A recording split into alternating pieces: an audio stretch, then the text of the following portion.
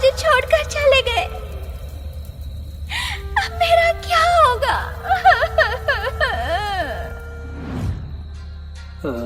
अरे ये तो डकैत की बेटी है।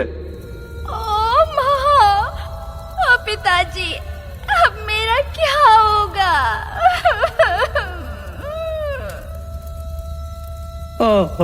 बेचारी, इतनी सी उम्र में कुछ दिन पहले ही बाप को खोया, माँ को भी।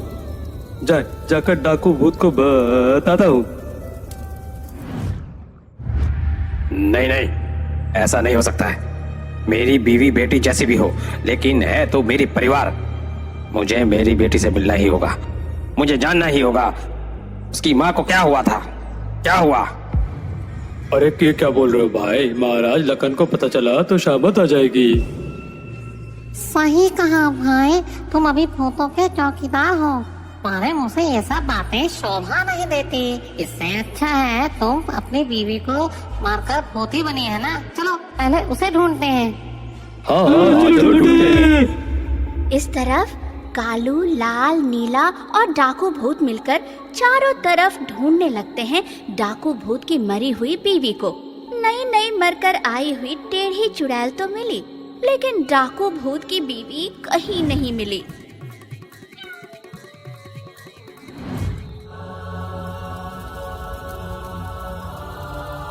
नहीं, अब और वक्त बर्बाद करके फायदा नहीं। मुझे अपनी बेटी से सारी बात जाननी होगी। मुझे जाना ही होगा। मैं अभी किसी भी की परवाह नहीं करूंगा। ये बोलकर डाकू भूत भूतों के चौकीदारों के सभी कायदे कानून को तोड़कर अपनी बेटी के उद्देश्य में निकल पड़ता है। और दूसरी तरफ महाराज लखन और कंकाल प्रेत ग्राम में आई हुई नई मुसीबत को लेकर बहुत ज्यादा परेशान हैं। बोल क्या रहे हो कंकाल? पूरा का पूरा गांव शापित है। ऐसी घटना तो अजीब है। जी महाराज, अब तो इंसानों के कुर्सी का फल सिर्फ इंसान ही भूतों को भी भुगतना पड़ता है। ये देखिए महाराज। ये बोलकर कंकाल संग संग दूरदर्शी यंत्र में महाराज को दिखाता है।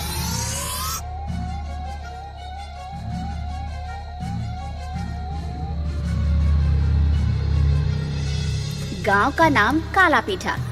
यहाँ रहते थे दो सर्प पिशाच और पिशाचनी। उनका काम था इस गांव की रक्षा करना। सब कुछ सही चल रहा था। एक दिन काला पीठा गांव के सभी गांव वालों को इस अमावस्या की पुण्यतिथि में सूचित किया जाता है। आने वाली सर्प चतुर्दशी में उन दोनों रेंगने वाले जीव को मारकर उनसे खजाना छीन लिया जाए। मगर प्रधान जी, ये लोग तो सुना है बहुत जहरीले हैं, ऊपर से इच्छाधारी भी हैं। उनको मरने का बदले अगर खुद ही मर जाएं। मौत पिशाच को तांत्रिक ने पीट कर सीधा किया है। ये तो बस रहने वाले कीड़े हैं, कुछ नहीं होगा। उनको करने का इंतजाम करो। प्रधान जी, क्या बहुत जरूरी है उन दोनों रक्षकों को मार डालने की? इससे गांव को कोई श्राप तो नहीं लगेगा ना? और गड्ढे भी गरीब होकर पैदा हुई है, यही तो सबसे बड़ा श्राप है। पकड़ कर लिया। साउंड टूडू के सामने बैठ देना होगा। जल्दी जा। शुरू होती है खजाने की खोज। चारों तरफ भाग दौड़ शुरू हो जाता है। पूरा गांव हाथ में हथियार लेकर निकल पड़ता है सर्प पिशाच और पिशाचनी की खोज में। और उधर प्रधान शुरू करता है सायुन टूडू की पूजा। ओम जिंको जिंको जिंको जिंको साउंड टूडू साउंड टूडू हुक्का हुक्का। ओम जिंको जिंको जिंको जिंको साउंड टूडू हुक्का हुक्का। ओम जिंको जिंको जिंको जिंको साउंड टूडू हुक्का हुक्का। पूजा संपन्न हुआ, तुम सब आहुति दो। ओम किंगो किंगो जिंगो जिंगो सायुन टूडू सायुन टूडू।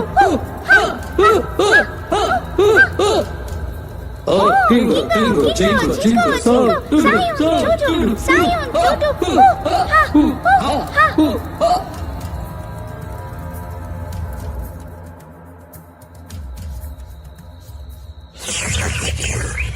देख लिया भगवान, हम 800 साल से इस गांव में रह रहे हैं। मनुष्य और भूतों के हर मुसीबत में रक्षा करते हैं और वही मनुष्य हमें मारना चाहते हैं।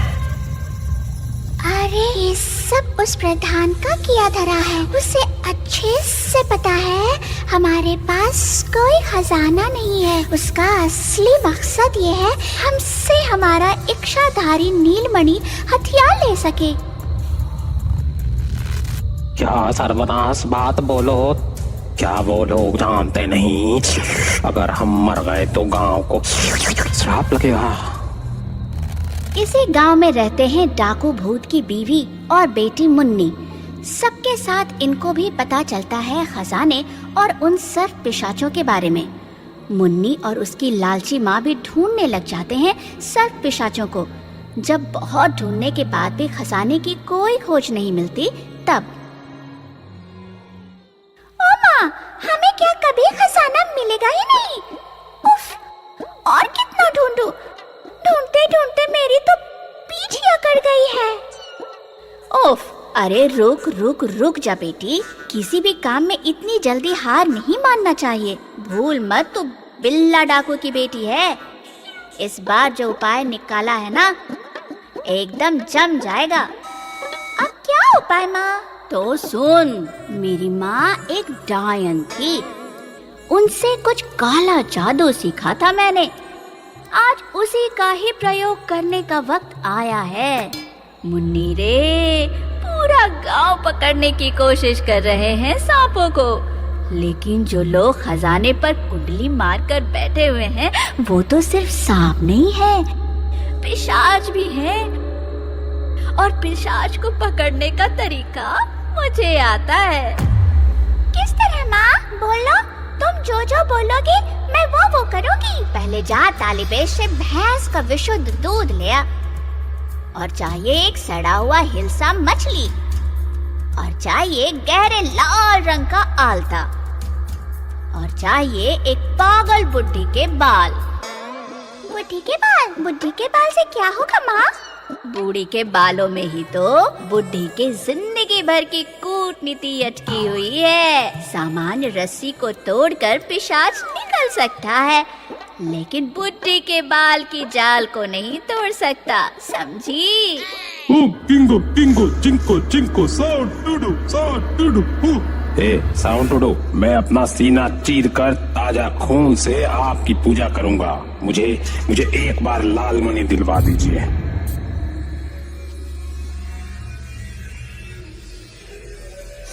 ये कैसा गन? मजा आएगा। अगर माँ की बात सही हुई तो आज ही सब कुछ हमें मिल जाएगा। मैं भी बिल्ला डाकू की बेटी हूँ। ये बिल्ला की बेटी है, देखना पड़ेगा।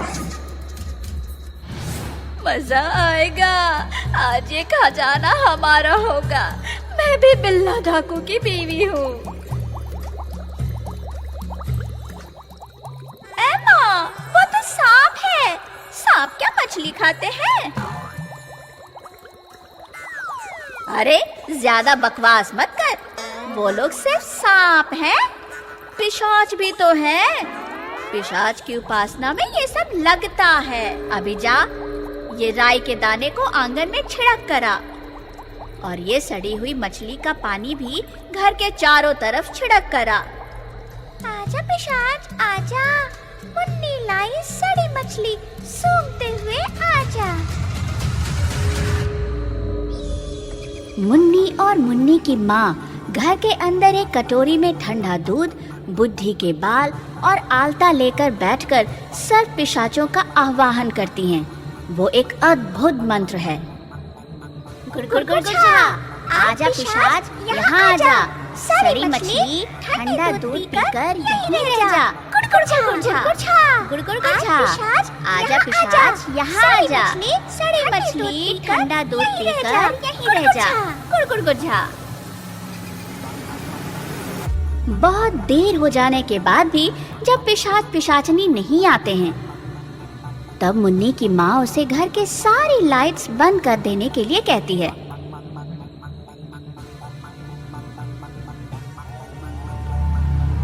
फिर कुछ देर बाद मंत्र उच्चारण करने के बाद वहां आकर पहुंचते हैं सर्प पिशाच और पिशाचनी।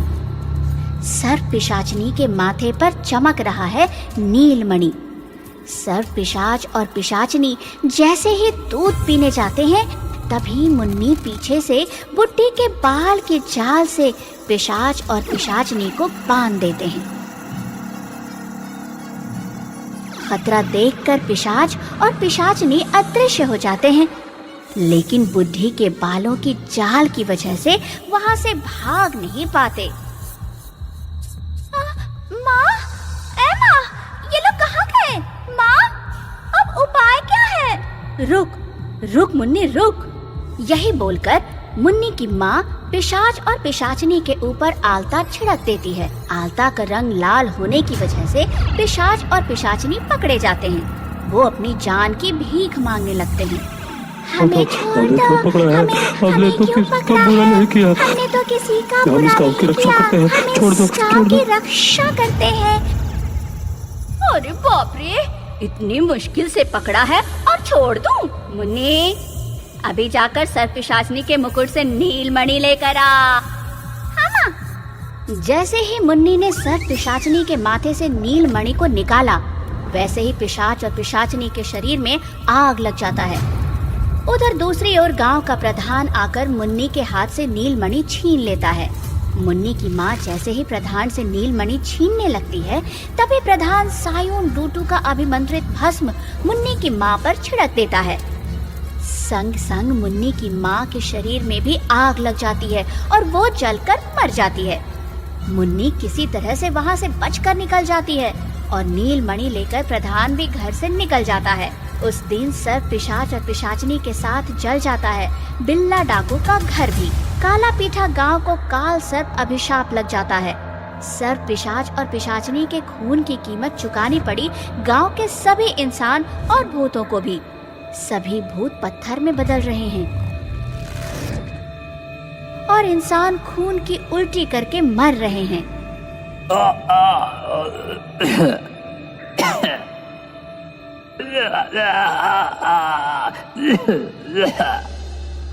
बाप रे, पहले जानता था इंसान सिर्फ इंसान और भूतों के दुश्मन है, लेकिन अब देख रहा हूँ ये लोग तो सांपों, खोप, पिशाच के भी दुश्मन हो रहे हैं। अच्छा, डाकू भूत की बीवी अगर मर गई है तो उसकी बेटी जरूर अकेली होगी। डाकू भूत जरूर घर की तरफ गया होगा। डाकू भाई, ओ डाकू भाई। बहुत मना किया महाराज, लेकिन कोई बात नहीं सुनी। अपनी बीवी की आत्मा को ढूंढने और अपनी बेटी के लिए मिलने के बाद आ गया वो। जो सोचा था वही हुआ, सर्वनाश। अब तो डाकू भूत भी पत्थर बन गया होगा और उसकी बेटी भी श्रापित बीमारी से जूझ रही होगी।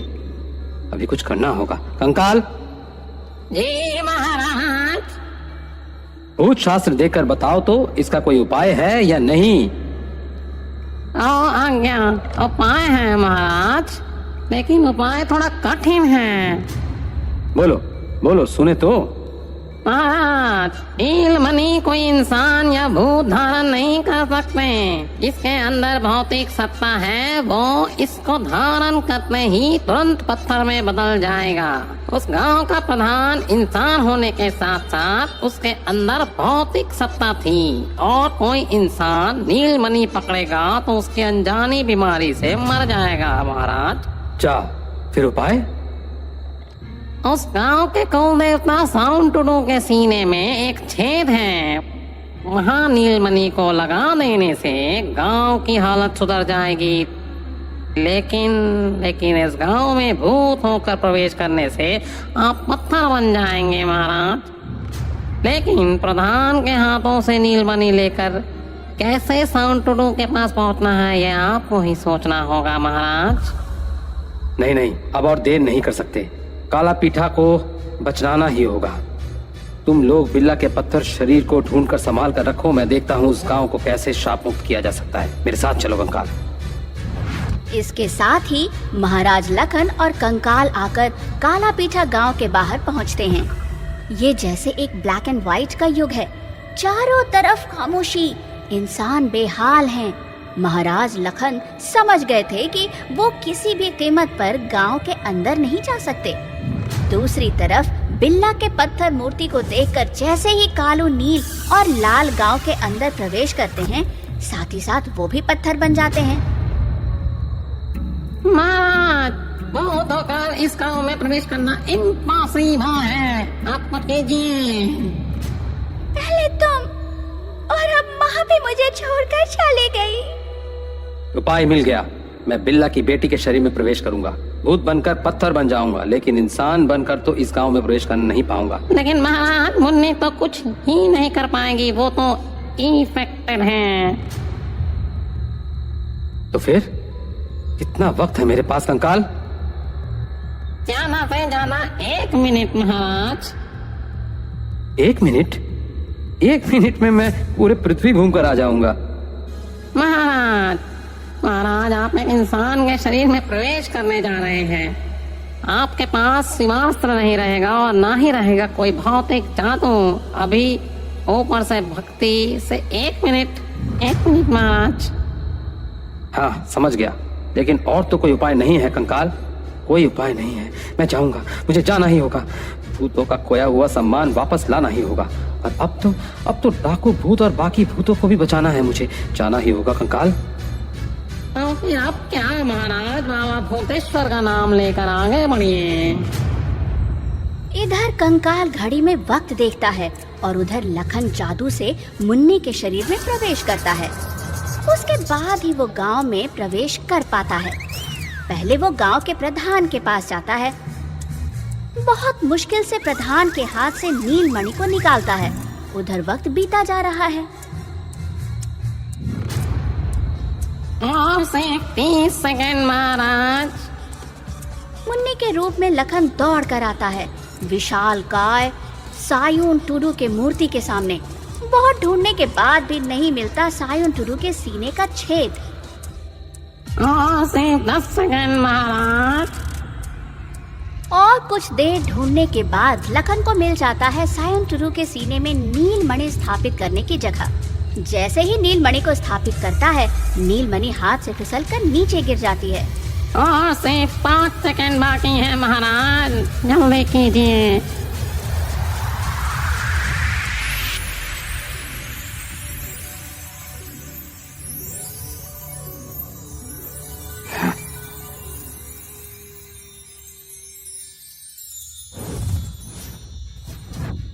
महाराज लखन की जय हो।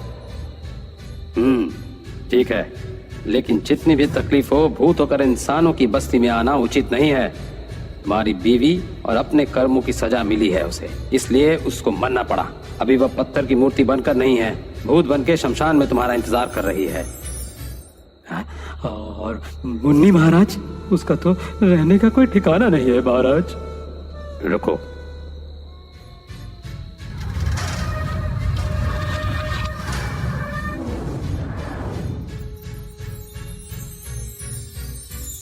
घर हो जाने के बाद भी उसे अकेले ही रहना होगा, क्योंकि मरने के बाद इंसानों की दुनिया में वापस नहीं आया जाता और इंसानों का भूतों से मिलन ही पाप है। इसलिए चलो, वापस चलो।